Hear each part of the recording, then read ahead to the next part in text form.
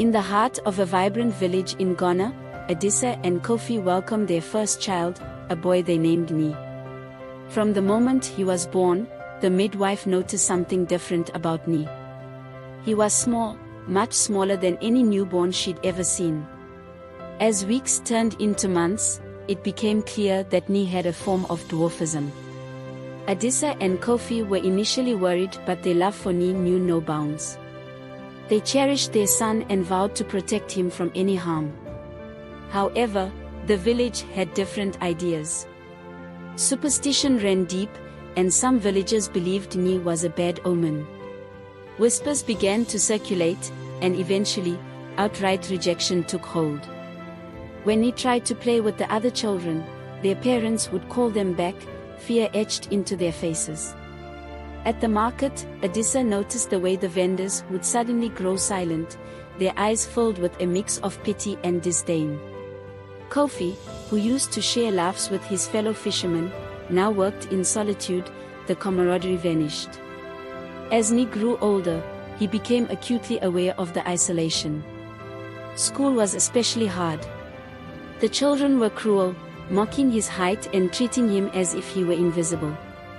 Despite the ostracism, Ni's spirit remained unbroken.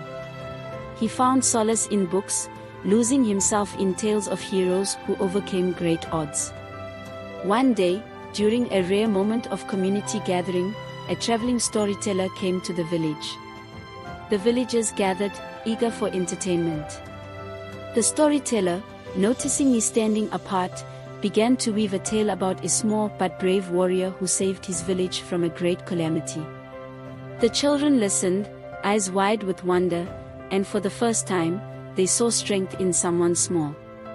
Inspired, Ni began to write his own stories, drawing from his experiences and dreams. His parents encouraged him, proud of his resilience and talent. Slowly, his stories started to spread, reaching beyond the village to neighboring communities. People began to see Ni not as a bad omen, but as a gifted young boy with a bright future. Years passed, and Ni's stories were published, becoming beloved across the country. The same villagers who once shunned him now boasted of knowing him, their hearts softened by the wisdom and kindness in his tales. Ni, now a young man, returned to the village for a festival celebrating his success.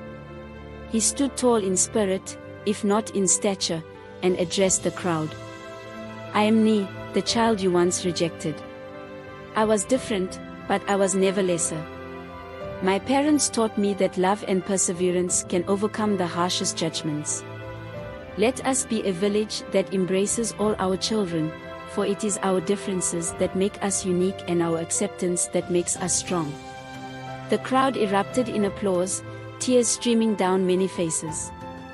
Adisa and Kofi held each other, their hearts swelling with pride. Ni had turned rejection into strength, and in doing so, he changed not only his own fate but the hearts of an entire village.